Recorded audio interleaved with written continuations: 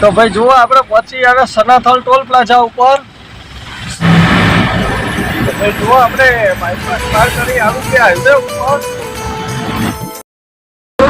Good morning, જય માતાજી, જય ગાડીમાં આપણા એક નવા બ્લોગમાં તમારા બધાનું સ્વાગત છે. પાછલા વિડીયોમાં તમે જોયું એ રીતે આપણે ગાડી સુરતથી ભરીને આવ્યા હતા. તો રાત્રે પેટ્રોલ પંપે ગાડી રાખી દીધી હતી. તો અત્યારે આપણે ખાલી કરવા જવાનું છે ગાડી BSNLમાં. અને BSNLમાં ગાડી ખાલી કરી અને ત્યાંથી આપણે જવાનું છે ગાડી ભરવા માટે સાણંદ. તો આપણે ઓર્ડર આવી ગયો છે, તો સાણંદ ભરવા જવાનું છે ગંગામાં. ત્યાંથી આપણી ગાડીમાં 20 ફૂટવાળી પાઇપો ભરાશે અને એ પાઇપો ભરીને આપણે ખાલી કરવા જવાનું છે પાલનપુર. તો આ ટ્રીપ આપણે રહેવાની છે પાલનપુરની. તો જોઈએ અહીંયાથી પહેલાં જઈએ BSNLમાં ગાડી ખાલી કરવા માટે.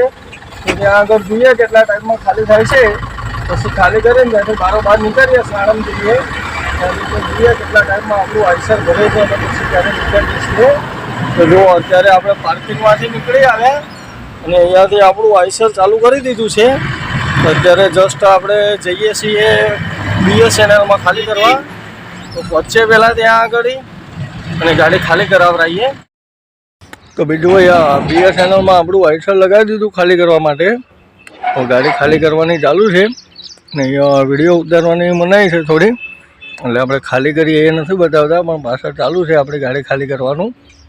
હવે અહીંયાથી ખાલી થઈ જાય એટલે આગળ ક્યાંક જમી અને ડીઝલ પુરાઈને નીકળીએ, જઈએ સીધા સાણંદ ગાડી ભરવા માટે. જો હવે ખાલી કરવાનું તો લગાવી દીધી, કોઈ ગાડીઓ નથી સવારમાં, એટલે મેર આવી ગયો. જોઈએ હવે કેટલા ટાઈમમાં ખાલી કરી આપે છે. પછી ખાલી કરીને વધે અહીંયાથી આગળ. આપણે ગાડી બારી સાફ કરી દઈએ ત્યાં સુધી.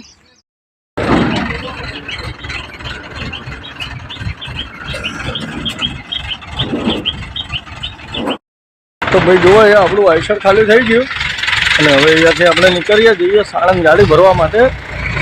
પેલો આ મશીનથી ઉતાર્યો માલ. તો હવે ખાલી થઈ ગયું. હવે જઈએ આપણે આગળ ક્યાંક જમી લઈએ, પછી જમીને નીકળીએ, જઈએ સાણંદ ગાડી ભરવા માટે. પાલનપુરનો માલ છે તો સાણંદ જઈએ પહેલાં.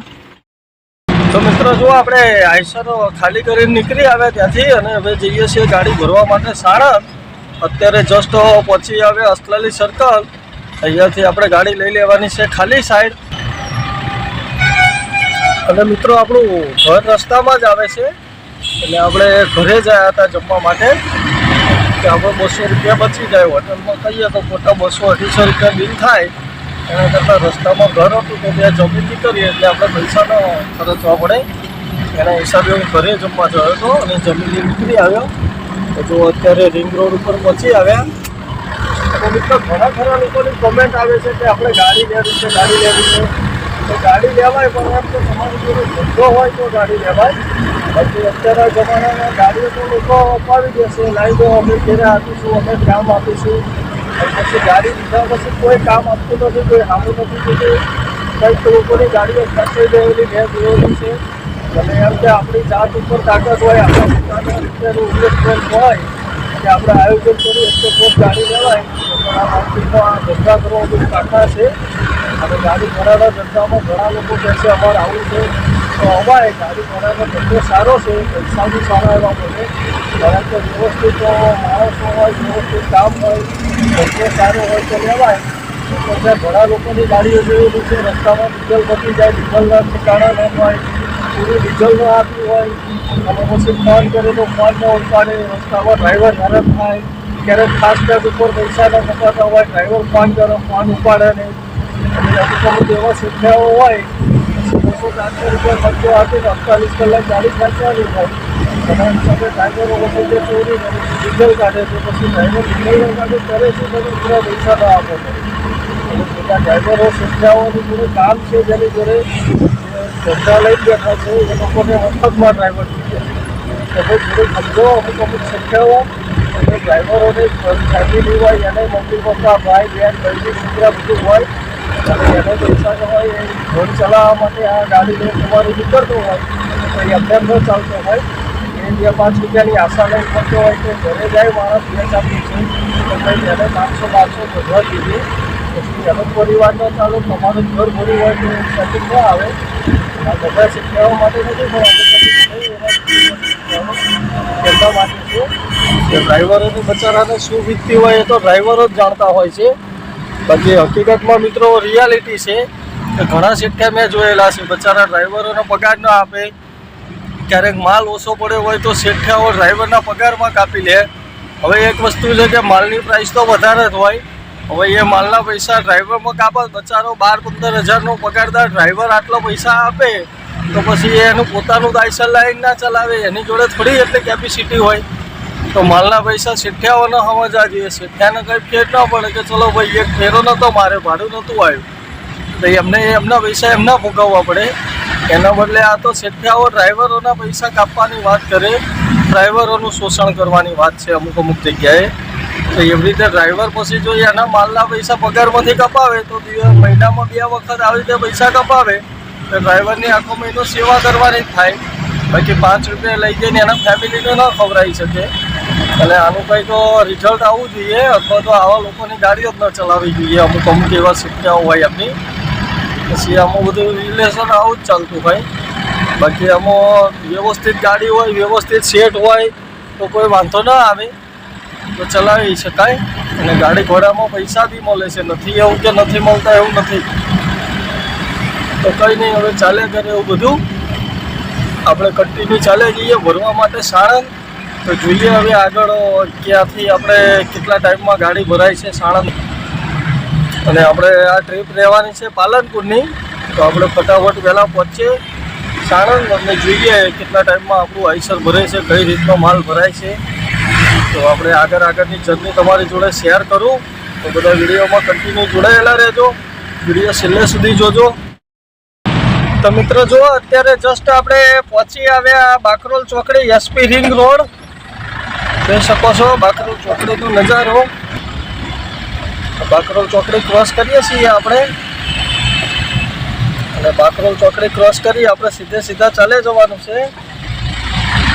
મિત્રો સનાથલ શાંતિપુરા સર્કલ પહેલાં રસ્તો તૂટી ગયેલો હતો, પણ વચ્ચે કામકાજ કર્યું છે પાછું એનું, અને હવે એ રસ્તો વ્યવસ્થિત થઈ ગયો છે. તો હું તમને બતાવું આગળ એ રસ્તો પણ.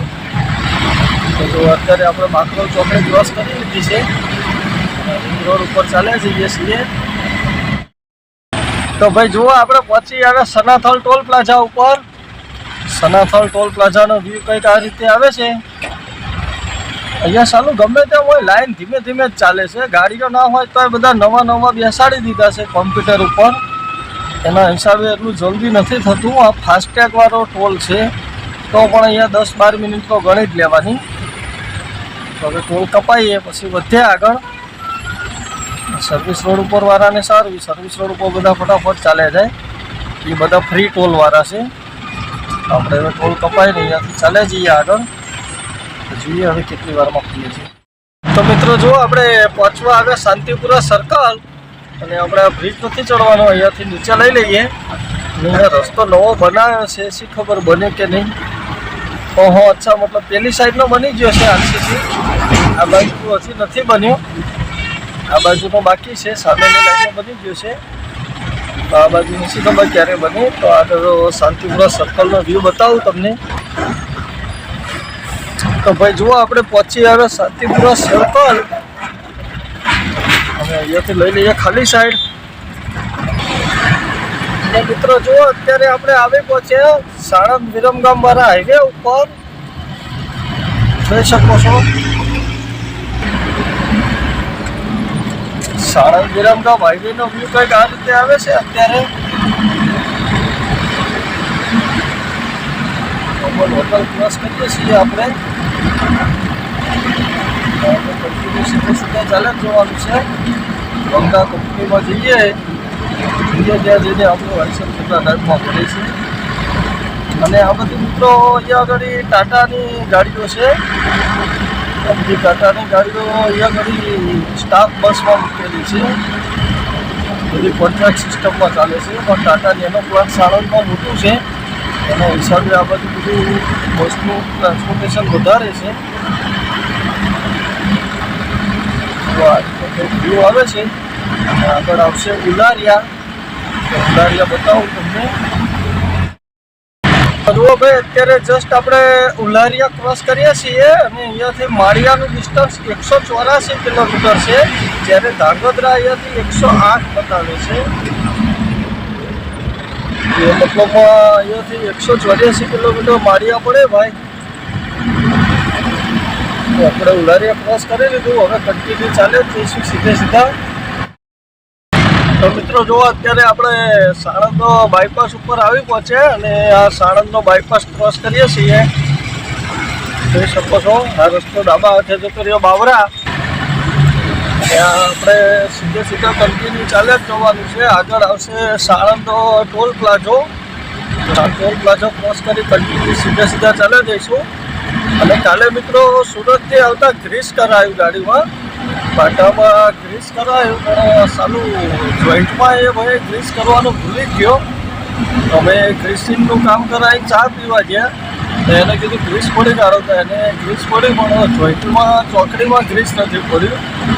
એના માટે આજે આપણે વહેલા ભરી નીકળીએ તો આગળ ક્યાંક ગ્રીસવાળો દેખાય તો આપણે ચોકડીમાં ગ્રીસ પુરાવવું પડશે જોઈન્ટની, કેમ કે ગ્રીસ પડાવવું જરૂરી છે. આપણી ગાડી લોંગ ટ્રીપમાં ચાલે છે. મારી ગાડી મિત્રો મિનિમમ ગમે ત્યાંની ટ્રીપ લાગે એટલે મિનિમમ આવક જાવક અંગાત ઓછામાં ઓછી 500 કિલોમીટર ઉપરની ટ્રીપ હોય છે, અને લોંગ ટ્રીપ હોય તો 1200-1400 કિલોમીટર તો મિનિમમ હોય જ. એ રીતની ટ્રીપો વાગે આપણી ગાડીમાં, અને મેન્ટેનન્સ કામ કરાવતું રહેવું પડે એવું છે. તો કંઈ નહીં, ક્યાંક મળશે તો કરાવી લઈશું. જુઓ, આપણે બાયપાસ પાર કરી આવી ગયા હાઈવે ઉપર. હાઈવે ઉપર ચાલે જઈએ છીએ. એ તો હાઈવેનો વ્યૂ.